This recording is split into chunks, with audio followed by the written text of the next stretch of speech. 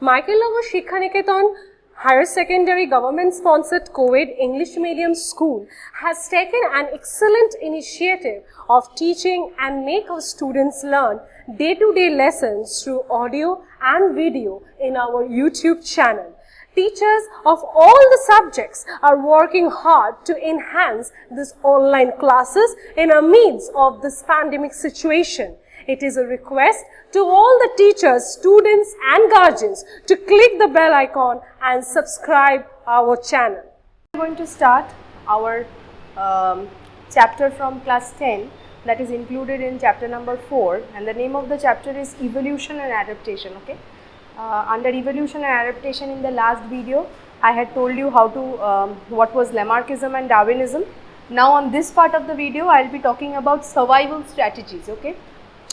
If you remember, I'll just do a recap of the previous class. In the previous class or in the previous video, I told you that Charles Darwin, he put forward a theory that is known as Darwinism, and in that theory, one of the postulates that he has put forward, he told about the survival strategies. He told that there is, in a pool of candidates, only the fittest one survives, while the others they die or they become non-existent. So this is very important, because in this part of the chapter we are going to learn about those survival strategies or those special qualities which are required in different organisms for them to survive in particular environment. Okay.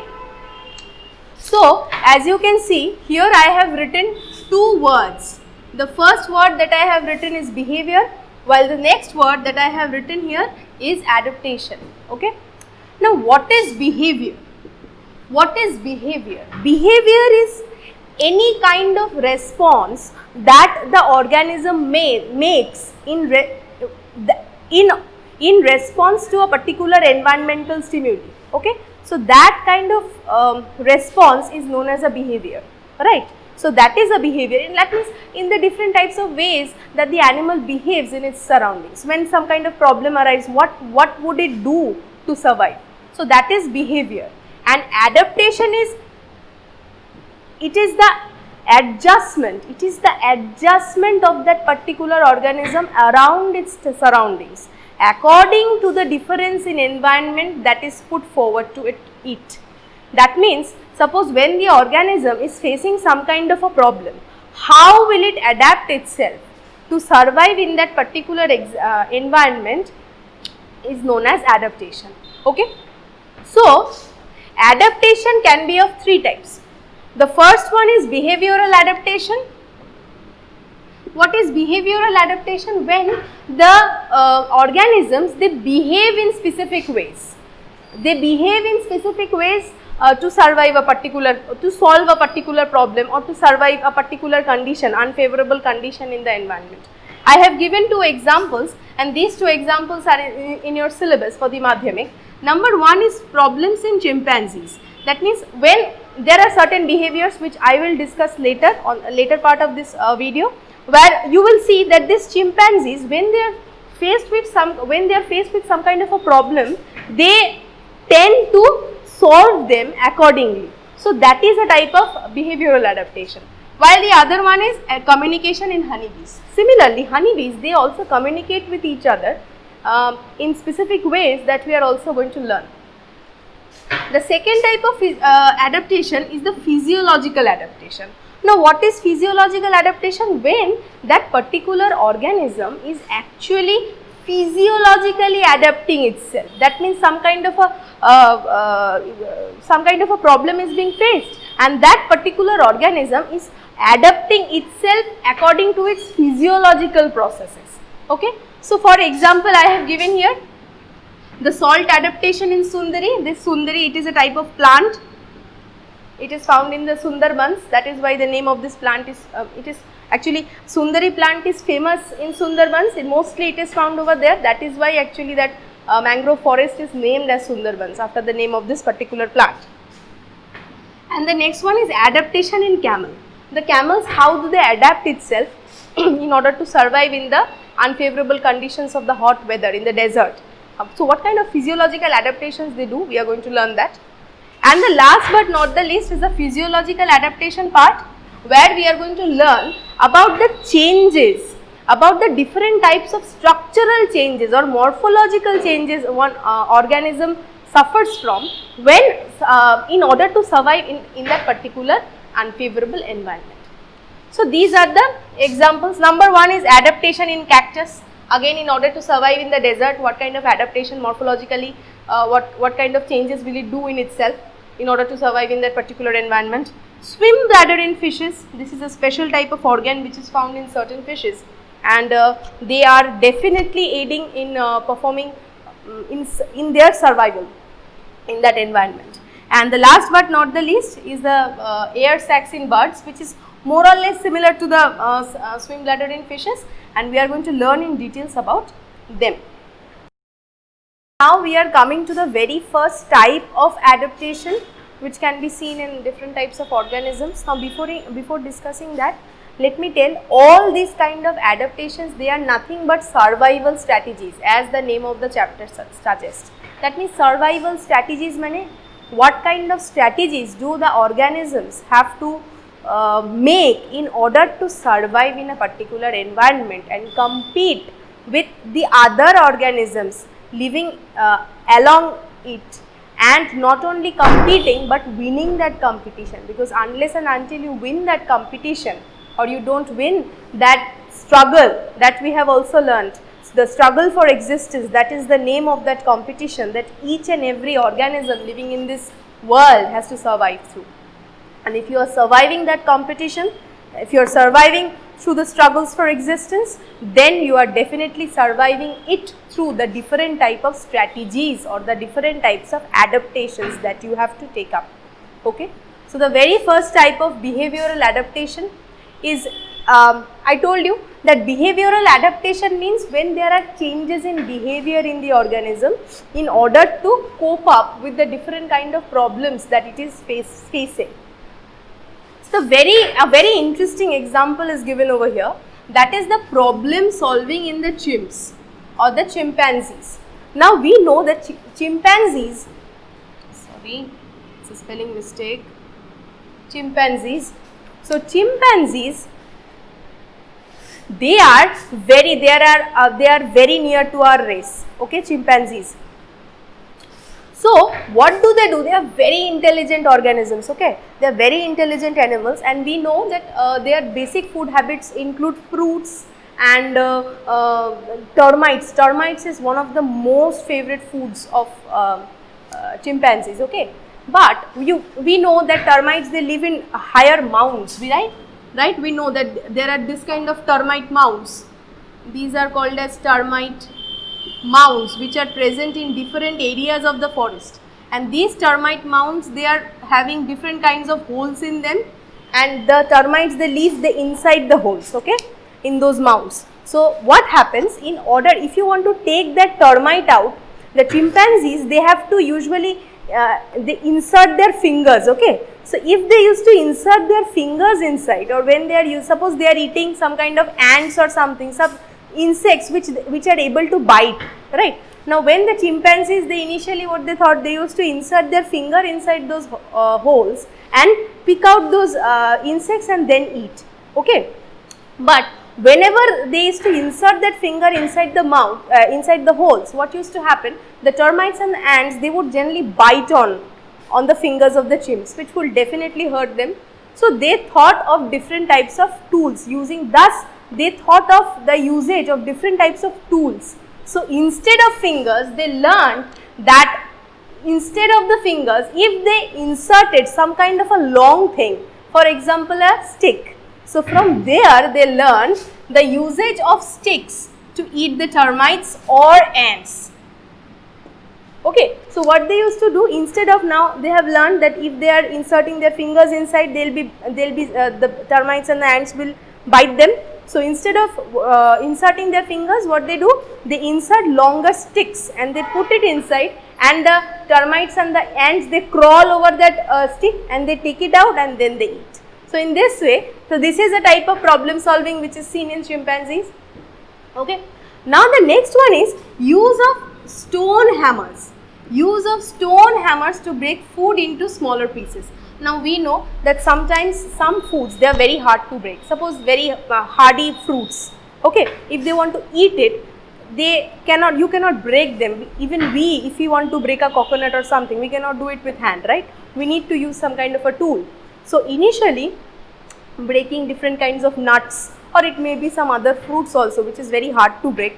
So in course of time, the chimpanzees, they learned to use stones, bigger stones, and they used to smash the fruit walls with those stones, and as a result it will break open and then they can eat. So this is another type of problem solving which is found in chimpanzees. Very important and very interesting. And I would like to tell you another one, that these are not performed by chimps. This is a type of cultural transmission. It is found in some scientists, they proved in case of this behavioral adaptations in orangutans.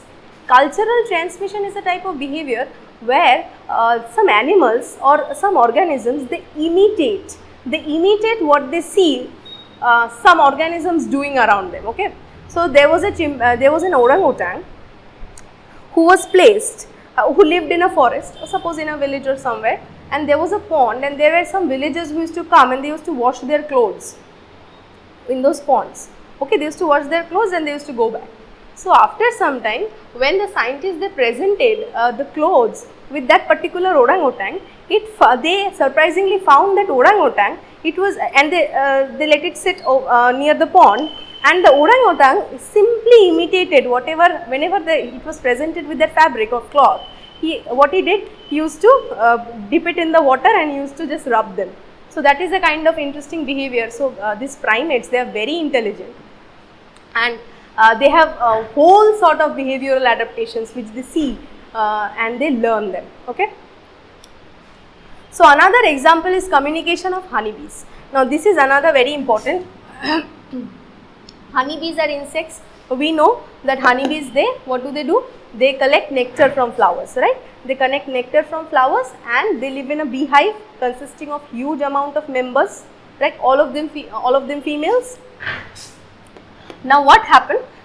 Suppose there is a food source. Okay, suppose one bee has located a food source. Now how will it? So it will come back and it will tell its group members that there is a food source in that particular area, and you have to go and bring the food back, so that they can bring the nectar back.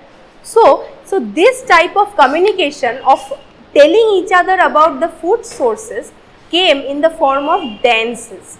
Okay, so what do the bees do? They danced in two different ways. This was first done by this experiment, or this discovery was first done by Carl Bonfrisch in 1967. This is very interesting. He saw that honeybees, they perform two types of dances. Okay, so he named the first type of dance as a round dance, while the other one as a waggle dance. And he also saw that each of this type of dances was different according to the distance of the food source from that beehive. Okay, so if that bees, they performed round dance, that means the food source was near to the hive. It was near the hive. So when the distance between the hive and the food source is less, then the bees, they performed round dance. Okay, now the round dance, it looks like this, where the honeybee, it dances in a round shape, making a round shape pattern, and the members who are there, they will identify to it, and they will understand that that particular honeybee is asking it to say that there is a food source near, and then they will go. So this is one type of round dance, while the other type is the waggle dance, which is only performed when the food source is at a greater distance. That means when the food source is located at a greater distance from the beehive, then the honeybees, they perform a special type of dance which takes the shape of an 8. So it will go from here and then again it will go from here. So it takes a shape of an 8. And this type of dance is known as a waggle dance, which is only performed when the food source is at a greater distance, right? So we have known about the two types of dance. One is round dance, which is performed when the food source is near the hive, and the other one is a waggle dance, which is done when the food source is at a greater height. Okay. So now we are moving to the next type of adaptation. Next one is the physiological adaptation. Now under physiological adaptation, the very first example which we are going to learn is the salt adaptation of the Sundari plants, which is found in the Sundarbans or generally in mangrove forests. So if not Sundari plants, we can also take it as the general adaptations of mangrove trees which are found in mangrove forests. Okay. Now what kind of, I have just written some of them, there are so many, but I have just included the most important ones. The very first one is the leaves, they have salt glands. Now we know that the mangrove forests, the water in the mangrove forest is saline. So they need to adapt themselves to survive from that excess salt which is present in the water. Okay. So how does it do? So first it has some salt glands. Now the salt glands, they excrete the excess salt out of the body. Now what else? They have high tolerance for salt levels. Now this is another very important. If you are staying in the Arctic regions or if you are staying in the North Pole and the South Pole, then you need to have special features or you need to have the natural ability to survive from that excessive cold. So you have to have that particular character in order to tolerate that excessive cold in that atmosphere. So similarly, since they are living in these salt areas, so that is why they tolerate high salt levels. So that is also inside the tissue. So their tissues are very highly tolerant of high salt levels. Now another one, they can exclude 80% of their external salts from their during water uptake. So when the roots, they are taking in the water, they are capable of excluding 80% of the salt that is present in the water. Okay. So the next one, their roots are far reaching and exposed, okay, which provides structural support, because we know that it is muddy, the soil is generally muddy over there. So there are high chances that the root is unable to provide a form of support. So that is why they have specialized far reaching exposed roots so as to hold on to that firm soil firmly.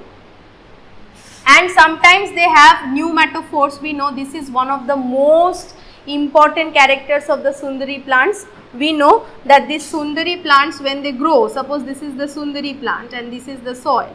So these roots, the roots, they continue inside, and these roots, they come out of these soil surface, and these roots, they are known as pneumatophores, also called as pneumatophores, also known as breathing roots, because they take in the oxygen.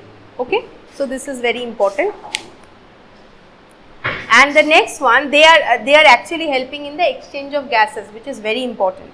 Now another one is their seeds, they float. Now this is very important, since they are living in a environment where there is water everywhere. So you need to have a seed that is not only waterproof but which is also light in weight, because if it is heavy weight then it will sink, right? So they have seeds which they float and they are obviously waterproof, and sometimes they are viviparous. This is very important.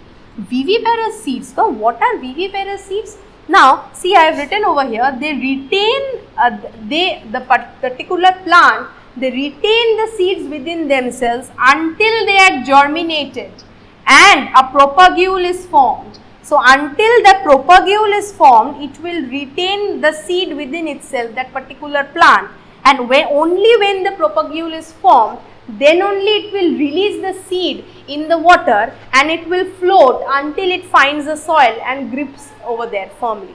Okay, and from there it will grow into a new plant. So these are some of the adaptations which are found in Sundari. Okay.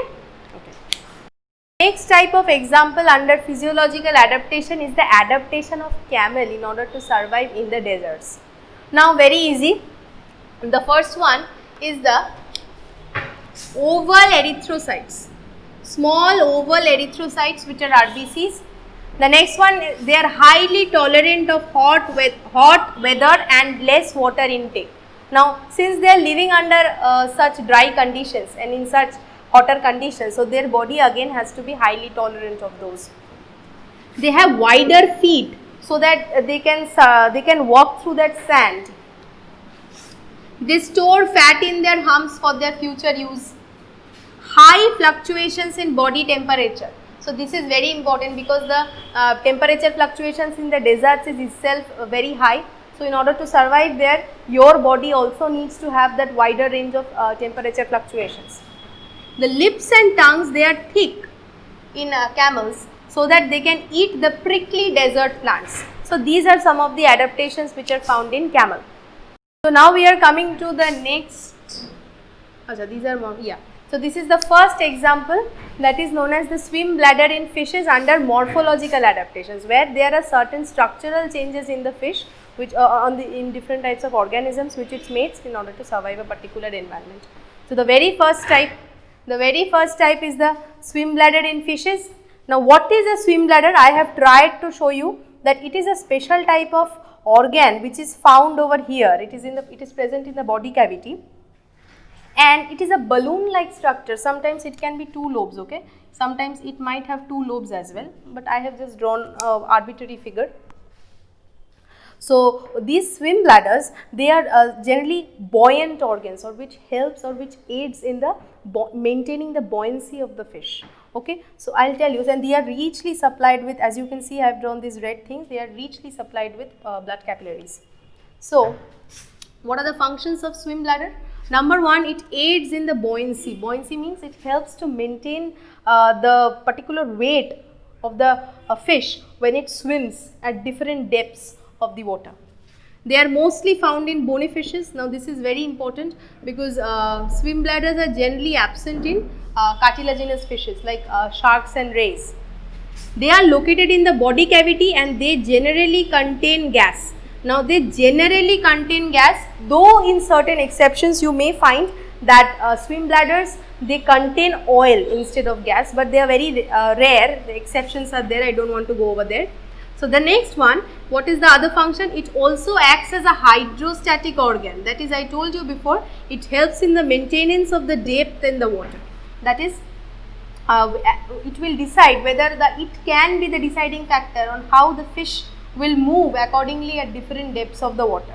What are its other functions? It acts as a resonating chamber to produce or receive sound. So receiving or producing sound is also one of the functions of swim bladders. And I told you they are absent in cartilaginous fishes like rays and sharks. Okay. Morphological adaptations. Now the second example of morphological adaptation are the air sacs, presence of air sacs in birds. Now we know that air sacs are special organs which are attached to the lungs of the birds, okay. And if you are taking it generally, now generally there are 9 air sacs. There are 9 air sacs in birds normally. They are all very thin walled. And what is their function? Their function is generally to ventilate the lungs. Or act as bellows, okay. So that whatever air is there, so it helps in the movement, the independent movement of air inside the lungs, okay. So this is all about air sacs. You just need to learn certain functions and where they are found. And the next one is the adaptation of cactus. There are so many and you know most of them. So I have written some 3 or 4 points which I find important. For example, this is the first one is the lower surface area of the leaves. Now we know that since they are living in deserts, their leaves, they are modified into thorns, right. So why thorns? To decrease the rate of evaporation. The next one, their stem, they retain high amounts of water. Now since they are living in deserts, so they have these fleshy stems which take in, or they are able to take up or to hold higher amounts of water in them for their future use. What is the other one? The spines, they protect from predators. Now we know that since it is a desert and you may not have certain defenses. So in order to protect you from the different types of predators, the desert predators, they have these thorns which not only provide them with lesser evaporation, but also help them from different kinds of predators against to have their own defense. And the last one is their roots are highly adapted to take in huge amounts of water.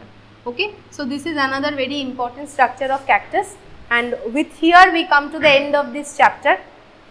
and this is all you have under the survival strategies. On the next video, I will be talking about a separate part under evolution, that is the fossils and the different types of fossils which are found, and we are going to talk about the different types of organs, the homologous organs, analogous organs and vestigial organs which are found in animals. Okay, so that's it, and I'll give you the question and answers which you have to solve. I will write them down. Okay, the questions which I have written, which I find is very important, and I know if you go through this video you will be able to answer each of them. So what is the first question? State how are the RBCs adapted in camels? How are air sacs important as adapting organs in birds? Why are the salt glands important in Sundari plants? How do the honeybees they communicate with each other? And the last one, name 2 tools which the chimpanzees use to have food in their natural habitat. So here we come to the end of this video. I hope this video will be enough for you to understand this part of the lesson, that is the survival strategies. Thank you. Thanks for watching. Leave a like and comment. Subscribe. And do share the video among your friends.